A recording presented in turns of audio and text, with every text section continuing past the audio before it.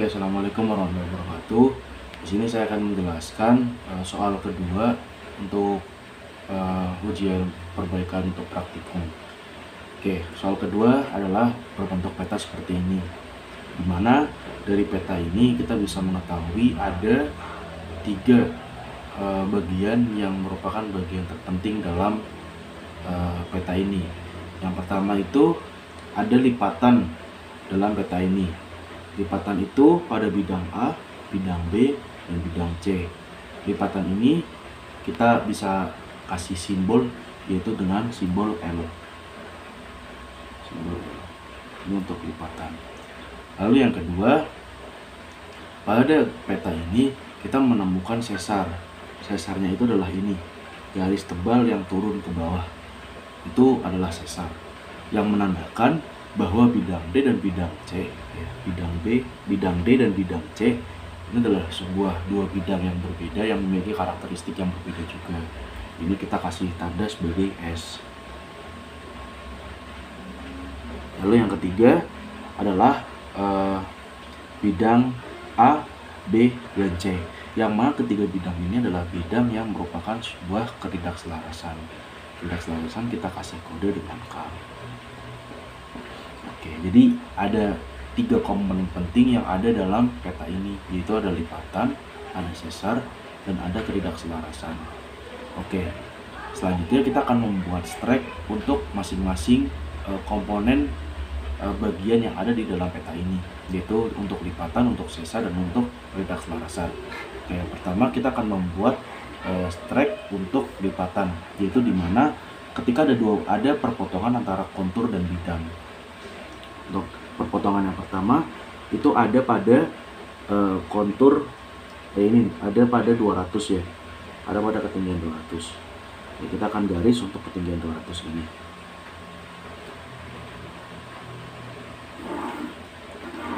Oke, seperti ini. Untuk ketinggian 200 ada perpotongan. Selanjutnya ada perpotongan lagi yaitu di 200 juga. Oke, kita garis juga untuk perpotongan ini. Ini seperti ini. Ini untuk perpotongan yang kedua. Dan untuk perpotongan yang ketiga itu pada bidang 300. Nah, ini dengan ini. Oke. Lalu kita tarik garis lurus juga. Oke. Dari ketiga ini nantinya kita pakai ya untuk membuat penampang. Oke, ini adalah strap untuk lipatan. Selanjutnya kita akan membuat strap untuk sesar. Untuk sesar ini kita cari titik yang berpotongan dengan sesar tersebut atau kontur yang berpotongan dengan sesar tersebut gitu. Yang pertama kita menemukan ada ini, ada pada ketinggian 300 nih, 300 dia memotong. Kita bisa tarik garis lurus antara kedua perpotongan tersebut. Kita tarik garis lurus seperti ini. Oh ya, maaf, ini sebelumnya kita tulis dulu ya untuk ketinggian berapa agar lebih jelas aja. Ini untuk ketinggian 200, ini untuk ketinggian 200, dan ini untuk ketinggian 300. Oke. Ini kan untuk sesar, ini adalah untuk ketinggian 300 ya. Ketinggian 300. Selanjutnya kita menemukan ada 400 di sini dan 400 di sini ya. Ini adalah konturnya 400 ya, konturnya 400. Oke, dari 400 ini kita bisa tarik garis lurus juga. Oke, potongan antara kontur dengan sesar. Nah, dua pemotongan ini tadi 300, di sini 400, dan terakhir kita punya yaitu 500 ya. 500 itu di sini dengan di sini kurang lebihnya. Oh maaf, dengan 400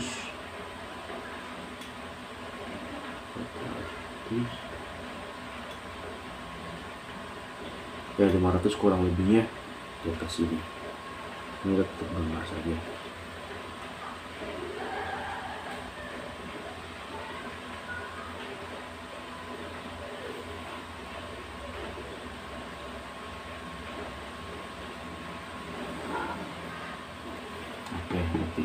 sini kita kasih 200. Oke, ini adalah strike untuk sesar. Nah, jadi kita sudah mempunyai dua strike, yaitu strike untuk lipatan, strike untuk sesar, dan selanjutnya kita akan mencari strike untuk ketidakselarasan.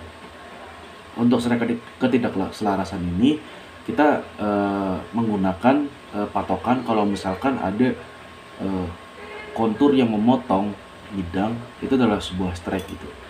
Dari sini kita tahu, pertama kita mempunyai perpotongan pertama di sini, itu di 300. 300 ini memotong. Kita tarik garis lurus di perpotongan tersebut. Seperti ini. Selanjutnya kita mempunyai perpotongan juga. Ini misalkan kita tulis 300. Ini kita mempunyai perpotongan juga di 300 juga. Ya, di tempat ini. Kita tarik garis lurus juga dari perpotongan tersebut. Seperti ini 300 juga. Selanjutnya kita punya perpotongan lagi nih di 400 ini, 400. Oke, kita garis lagi 400. Ini 400. Dan kita juga mempunyai perpotongan di 400 juga, ini 400, di 400 juga, dan 400 lagi. Oke, mantap. Tarik garis lurus, garis tengah. Oke, kita kasih tanda ya 400. Di sini 400 juga, sini 400. Oke, jadi untuk penarikan strike sudah selesai ya. Kita sudah mempunyai strike, yaitu strike lipatan, strike sesar, dan strike ketidakselarasan. Oke, selanjutnya kita akan membuat penampangnya.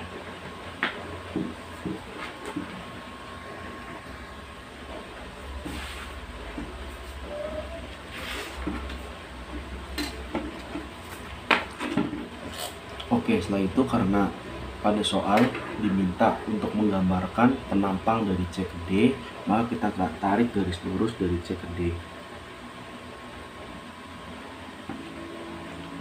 Tarik garis dari C ke D. Kalau sudah, kita sudah siapkan untuk garis penampangnya itu seperti ini, dimana ini adalah dari C ke D. Untuk itu langsung saja kita tarik untuk kita plot titik-titiknya. Oke, yang pertama itu kita plot titik, itu titik 200. Untuk perpotongan 200, kita titik di 200. Titik di 200. Pertama, titik kedua kita ada di 200 juga. Titik kedua 200, titik ketiga itu ada 300.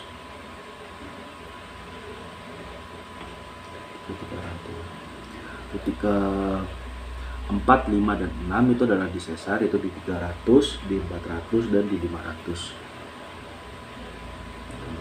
300 ini, terus dia 400, 9 persis ya, 400, dan dia di 500. Lalu untuk ketidakselarasan kita pertama punya di titik 300. 300 ya,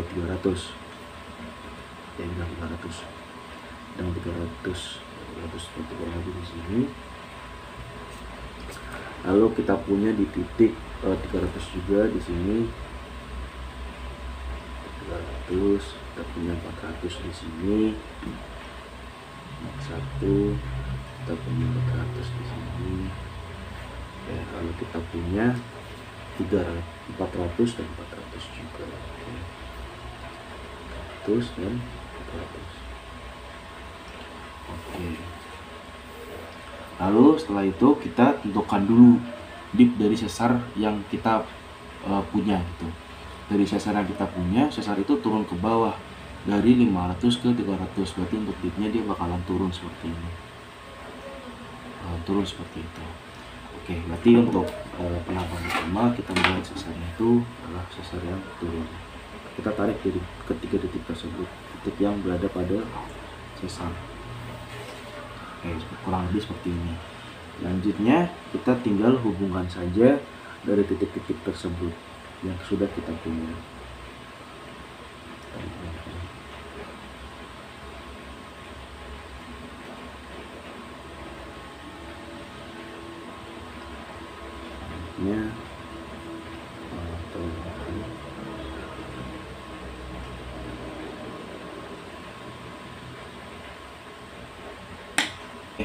Selanjutnya, setelah kita menarik garis dari tiap titik yang sudah kita buat sebelumnya, karena dari sesar itu adalah turun, maka untuk perlapisan yang kita punya juga akan turun, bersifat turun gitu.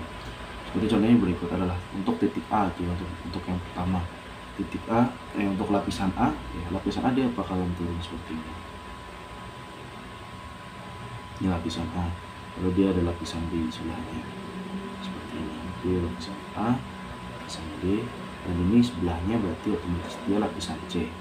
Nah, selanjutnya kita perlu mengetahui bahwa di sini tuh terdapat sebuah intrusif, yang mana intrusif itu dia memotong bidang C dan memotong bidang B. Ya, jadi kita gambar dulu intrusifnya karena adalah komponen yang penting. Kita buat dulu intrusifnya seperti ini.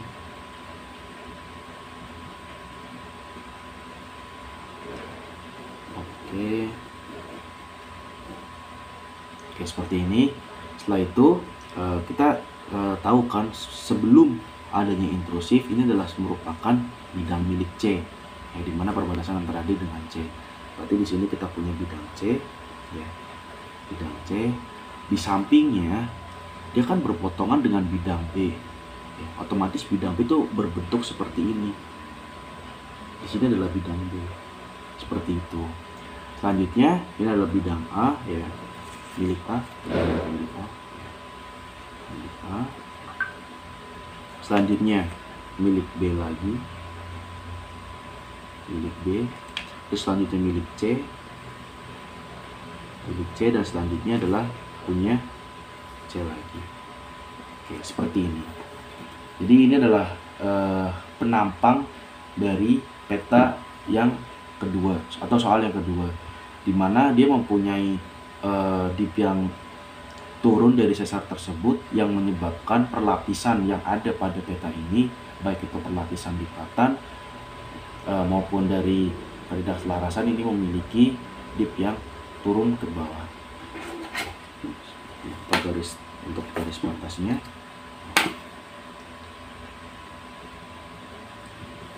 seperti ini.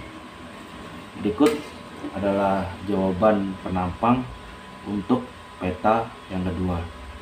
Pak Helawi Pratama, NIM 12321 026. Terima kasih.